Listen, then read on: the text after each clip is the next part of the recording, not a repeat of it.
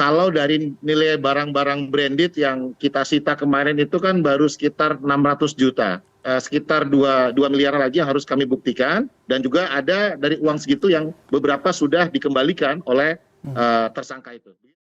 Halo semuanya guys, kembali lagi sama gue di berita terkini, anjay. Jadi di video kali ini ya, gue tuh mau ngebahas yang lagi panas banget nih, yang suka nyanyiin Fix You Yellow gitu ya. Karena memang yang mau gue bahas itu adalah sesuatu yang ada hubungannya sama konser Coldplay kemarin yang rame banget, yang kayaknya itu 1 GBK aja hampir penuh coy. Bahkan busnya Haidilao tuh restoran hotpot Cina aja siap jemput ke restoran Haidilao, lu bayangin saking ramenya ya. Nah tapi walaupun hampir 1 GBK itu penuh, ternyata banyak kan dari orang-orang yang udah pada beli tiket tapi nggak bisa masuk karena ketipu gitu ya kan. Dan memang kenapa tidak bisa masuk ya memang jelas karena juga banyak banget mayoritasnya ditipu sama reseller tiket.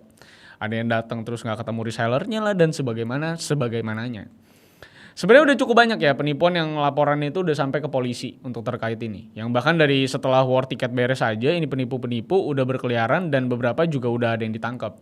Nah tapi dari sekian banyak pelaku penipuan tiket konser Coldplay ini, menurut gue yang paling menarik itu kasusnya si inisial GDA yang per 21 November 2023 ini gue videokan dan langsung syuting, itu udah jadi tersangka sebenarnya statusnya. Kenapa bisa jadi paling rame? Ya karena ini anak cewek masih 19 tahun Jack, masih kuliah bahkan. Baru masuk tuh bisa dibilang. Tapi nominal penipuannya ini udah masuknya kelas kakap karena sampai ke angka 5,1 miliar yang udah kelacak. Sedangkan rumornya itu katanya sampai 15 miliar. Bahkan katanya ini bukan konser pertama yang dia curangi gitu.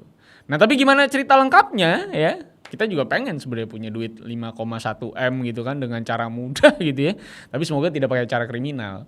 Nah tapi intinya gimana? Mari kita nyanyi kalau kata Chris Martin pinjam dulu 100 katanya ya. So let's begin the case guys. Boleh dong pinjam 100. I lost myself. I waited still for a glimmer to arrive. I know it will. Music of the Spheres World Tour, konser keliling dunia Coldplay yang bener-bener gede banget dan peminatnya juga super banyak. Yang kalau kita lihat durasi konsernya pun sebenarnya nggak heran. Karena memang ini konser dimulai dari 18 Maret 2022 sampai nanti selesai di 13 November 2024 nanti. Jadi emang gede banget skala konsernya dan pasti penjualan tiketnya juga jumlahnya banyak banget.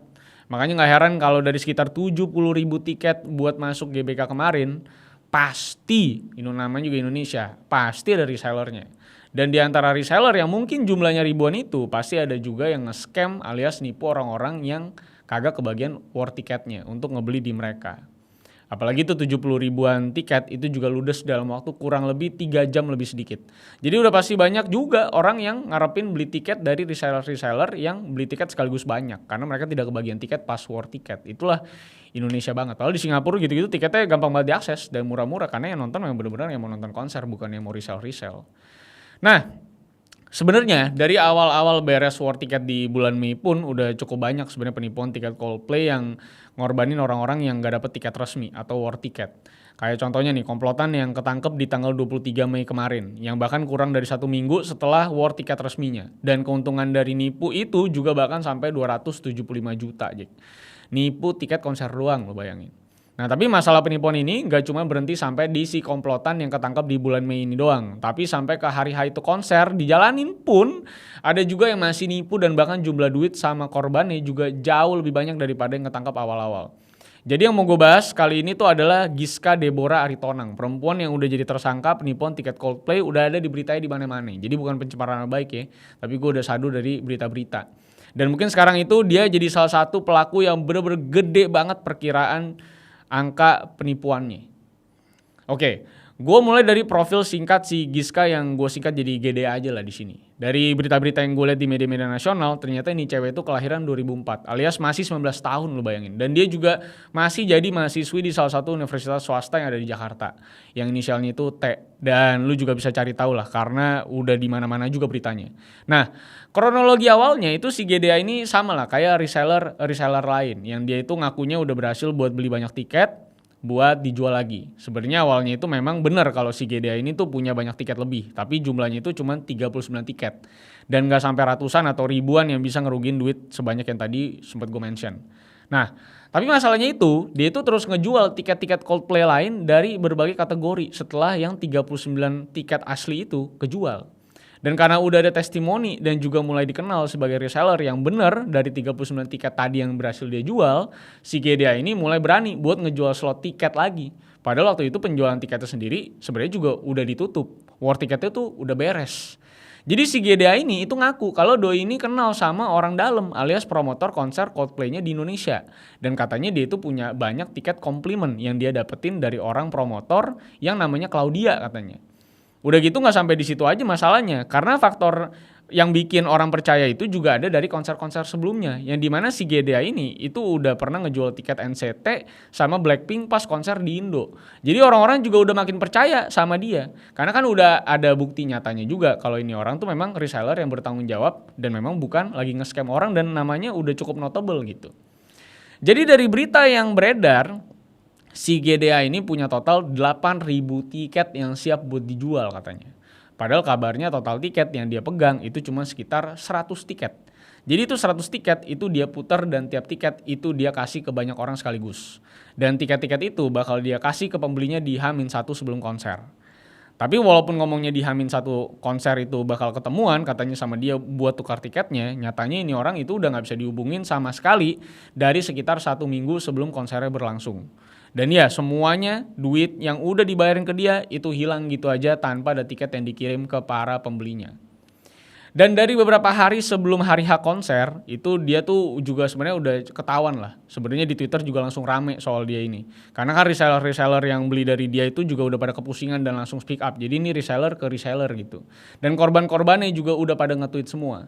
Dan dari postingan-postingan yang viewsnya udah pada jutaan ini juga ngasih tahu ke netizen kalau ini udah jadi penipuan tiket terbesar di Indonesia. Yang bahkan nominalnya kalau dikalkulasi secara kasar itu sampai 15 miliar rupiah. Dan katanya sebagian itu udah dikirim ke bank yang ada di Belanda. Jadi kagak bisa ditarik. Jadi kalau bebas nanti dia bisa tarik lagi ke Belanda. Jadi lo kebayangkan ya segede apa skala penipuannya dan sebanyak apa korbannya dan sepintar apa ini orang. Karena lu bayangin aja ya, kalau misalnya tiket yang dijual dia itu yang harga 13 juta, dari situ aja udah ada sekitar 1.100-an tiket. Dan di kasus ini kan yang dia jual itu gak sekedar yang paling mahal doang, tapi ada yang dari kategori-kategori lainnya juga. Dan dari Twitter juga katanya dia itu mantan murid eskul teaternya si Christo Immanuel, artis lah. Jadi makin-makin ke blow up aja tuh, abis di-tweet gitu sama si Christo ini bahwa ini adik kelas gue nih gitu kan. Sampai akhirnya di tanggal 18 itu ada keterangan dari orang yang cukup gak disangka-sangka, yaitu dari Humas Universitasnya si GDA yang ternyata udah tahu juga sama kasus ini.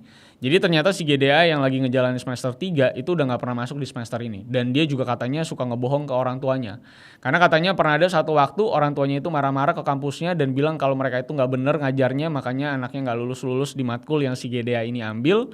Padahal yang ya gak lulus-lulus juga gara-gara dia ini ternyata emang sering bolos gitu. Dan di hari yang sama, media nasional juga udah ngasih kabar kalau dia ini udah resmi jadi tersangka dari hari Jumat tanggal 17 November kemarin. Dan sehari sebelum gue syuting ini, di tanggal 20 November, juga Polres Metro Jakarta Pusat itu udah nerima 6 laporan polisi atas penipuan dan penggelapan tiket konser Coldplay yang dilakuin sama si GDA ini. Jumlah duit yang digelapin sama si GDA ini juga gak main-main, karena dari keterangannya Kapolres Metro Jakarta Pusat, Kombes Susatyo Purnomo Condro, GDA ini udah ngelakuin penipuan sampai 5,1 miliar rupiah. Lo bayangin, itu yang tercatat. 19 tahun punya 5M tuh gimana ceritanya kan? Dan 5,1 miliar itu juga adalah hasil dari penggelapan 2.268 tiket dari banyak kategori berbeda, dan itu dijual ke banyak reseller dan juga langsung ke individu yang totalnya itu sampai kurang lebih 400 orang. Dan 600 juta dari duit itu juga udah jadi barang-barang branded kayak tas sama sepatu puluhan juta yang udah jadi barang bukti di konferensi persnya polisi kemarin. Jadi Kapolres Susatyo bilang kalau si GDA ini modusnya kurang lebih sama kayak yang beredar. Kalau dia itu ngejual tiket komplimen yang dia dapetin dari orang dalam promotor. Yang ternyata orang dalamnya itu juga kagak ada. Dan pihak Kapolres Susatyo juga bilang kalau dari bulan Mei sampai November itu nggak ada komunikasi apapun dari pihak GDA dan juga dari pihak penyelenggara.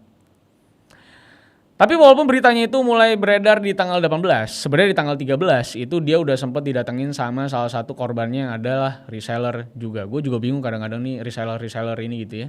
Jadi katanya di tanggal 14 itu dia sempat disamperin ke salah satu hotel yang ada di daerah Ben Hill, Jakarta Pusat. Dan di sana itu keluarganya ternyata ngungsi semua di situ. Bareng sama beberapa orang lain juga. Tapi di tanggal 14 itu yang datang dan ngadep ke si korban cuma bapaknya doang. Dan udah divideoin segala macam juga buat jadi barang bukti di hari itu. Dan selain dari didatangin di tanggal 14, ternyata sehari sebelumnya juga dia tuh udah dimediasi sebenarnya sama salah satu korban yang lain gitu. Tapi akhirnya si korban itu tetap pengennya ngelaporin kasus ini ke polisi. Makanya di hari H konser tanggal 15 itu dia udah bisa ditangkap dan dijadiin tersangka akhirnya di tanggal 17. Jadi beruntun tuh tanggal 13 mediasi sama polisi tapi akhirnya tetap dilaporin. Terus tanggal 14-nya itu disamperin lagi sama korban ke tempat ngungsinya keluarga mereka ini dan ketemu sama bapaknya. Dan tanggal 17 itu akhirnya dia berhasil dijadikan tersangka. Jadi gokil banget ya karena dari keterangan salah satu korban yang nyamperin dia di tanggal 14 aja. Dia itu katanya rugi 1,1 miliar dari 238 tiket cuy. Reseller juga gitu kan. Jadi kan emang harusnya si GDA ini kan secara kalkulasi itu harusnya untung sekitar 250 sampai 300 ribuan per tiket yang dia jual harusnya. Nah tapi dengan nipu kayak gini skemanya, jadi ya punya untung yang sebenarnya sama harga tiketnya. Alias lu gak punya tiket gitu kan. Jadi kayak lu jual 1 juta ya untungnya 1 juta. Orang kagak ada tiketnya. Jadi emang ya nipu maksud gue gitu. Dan kalau kita ingat-ingat lagi ke soal isu yang dia bawa kabur uang 15 miliar ke bank di Belanda, Kapolsek Jakpus Kombes Pol Susatyo juga ngasih keterangan lain kalau si GDA ini sempat cabut ke Belanda di antara bulan Mei sampai November ini. Tapi memang isunya ini masih diselidikin sama kepolisian. Karena ya kalau menyangkut sampai ke luar negeri itu kan cukup panjang juga pasti prosesnya, apalagi private banks gitu ya. Dan prosesnya juga kurang lebih baru dimulai sebenarnya penyidikannya sejak tanggal 20 sampai 21 November kemarin. Jadi ini baru kurang lebih sehari sejak diinvestigasi atau dilakukan yang namanya penyelidikan lebih lanjut.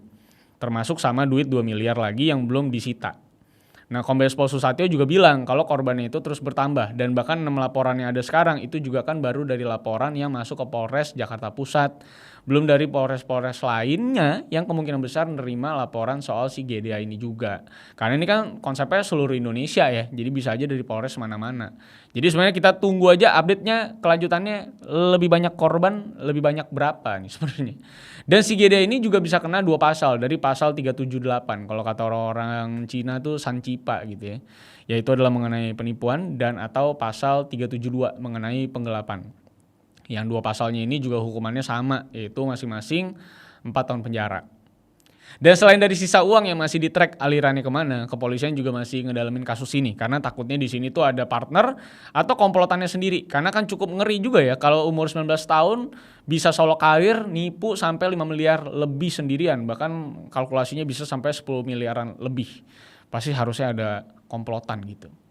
Tapi ya yang terakhir yang mau gue kutip juga ada dari keterangannya Kombes Pol Susatyo. Karena dia juga bilang kalau ini kasus juga bisa kejadian karena ada andil dari reseller-reseller yang mau ngejual tiket konser dengan cara yang sebenarnya kan non resmi. Jadi sebenarnya ya mereka-mereka yang reseller-reseller ini sebenarnya harus di menurut gue. Karena kan jadinya yang si reseller ini pengen untung gede, tapi di sisi lain juga ini penipu jadi punya celah buat jual tiket banyak dengan embel-embel kenal orang dalam dan segala macamnya. Punya tiket banyak, ya target utamanya adalah pasti reseller yang punya budget gede gitu. Di luar negeri sana guys, yang beli tiket beneran yang memang pengen nonton konser gitu. Gue mah gak nyalain orang-orang FOMO mau nonton konser gak apa-apa, yang penting war tiket resmi. Jangan beli dari reseller. Karena menurut gue udah cukup lah kayaknya konser-konser kayak gini. Reseller-reseller akhirnya nyari duit lagi gitu dari sini. Beli-beli tiket, jual kita ke harga-harga yang sudah tidak masuk akal gitu. Menurut gue itu cukup lah ada di sepatu dan barang-barang hype beast lainnya gitu menurut gue. Karena ini konser gitu cuman sehari gitu. Kenapa harus sampai segitunya gitu. Daripada nonton konser mah mending ke luar negeri. Mendingan sekalian makanya gue bilang mendingan langsung ke Singapura atau ke Inggris gitu terus nonton konser mereka. Gue rasa secara cost mirip-mirip. Tiket ke London aja ekonomi mah 8 juta juga dapet gitu. Tiketnya juga nggak nyampe 3 juta, paling nginep 2-3 malam lah gitu, lo pulang pergi PP kan keren juga gaya lo kan, di Airbnb 1 malam 800.000. Mungkin nyampe ya paling 18 juta gitu, lebih 5 juta dari harga reseller, tapi lo di Inggris gitu kan. Bisa lihat Big Ben, lo bisa ketemu James Bond lo, maksud gue. Jadi cukup lah kalau kalian mau nonton konsernya dan nggak dapet tiketnya, ya udah mending cari peluang yang lain, nonton konser yang lain daripada beli reseller. Karena kalau kita terus-terusan kasih makan, kasih suapin ke reseller ini, nantinya terus-terusan bakal kayak gini. Ya ada beruntungnya juga sih, gue selalu nonton konser-konser yang biasanya memang bukan konser-konser pop culture banget, yang gede banget kayak Coldplay gitu. Karena mungkin selera musik gue rendah aja. Karena gue nontonnya dapet poster gitu, yang juga sampai mau resell gitu, orang yang nonton juga dikit gitu kan. Paling gue nonton Brian McKnight gitu. Paling gue nonton Michael Learns to Rock gitu kan. Yang konser juga pada duduk gitu kan. Jadi memang juga gak ada yang mau resell. Kalau resell juga paling nambah-nambah 200.000, dia juga gak untung banyak gitu. Next time juga gue rasa juga gak mau beli-beli banget gitu kan. Jadi ya gue rasa ya memang sekarang ini budayanya kalau memang nggak dapet tiket konser ya udah gitu buat gue. Ini juga memberikan pelajaran juga kepada mereka-mereka yang mau ngambil untung dari sini. Kasian lah orang-orang yang benar-benar nabung pengen nonton konsernya beneran, pencinta musiknya dari dulu, tapi ternyata kalah sama reseller-reseller yang punya device lebih banyak dan duit yang lebih banyak untuk bisa check out lebih banyak gitu. Lu juga pada yang mungkin reseller harusnya berintrospeksi diri lah, bahwa apa yang lu lakukan itu adalah dosa sebenarnya, maksud gue mah. Orang pengen beli beneran, lu beli bukan lu yang mau, terus lu jual harganya berkali-kali lipat. Ini orang banyak yang pinjol guys gara-gara Coldplay guys. Lu bayangin ekonomi kita, makin banyak yang judi slot gitu demi untuk bisa bayar tiket resell gitu loh. Buat bisa story di Instagram tentang Coldplay, Jack. Ya. Jadi tolong bertobatlah kita semua ya. Sama-sama kita mendukung biar konser-konser berikutnya kayak nanti ada The Weeknd gitu. Gue pengen nonton The Weeknd, tapi kalau resell lagi ya gue nggak mau. Mending dengerin Spotify, mau nonton YouTube gue. Jadi itu aja. Kalau kalian adalah salah satu korban ya, yang mungkin ya mau curhat ya, mau cerita-cerita ya, mungkin nanti bisa gue undang, gue ajak ngobrol korban-korban Coldplay. Seru juga ya. Jadi sampai jumpa semuanya. Semoga kita tidak ditipu-tipu lagi sama reseller-reseller palsu ini yang sudah kaya raya, yang dipenjara gak seberapa tahun, terus bebas bisa ke Belanda ngambil duitnya, ngedate sama Van Nistelrooy gitu kan. Sampai jumpa di kasus-kasus berikutnya, karena masih banyak kasus menarik yang bisa kita bahas. So see you on the next case guys. Pinjam 100. I lost myself. I waited still for a glimmer to arrive.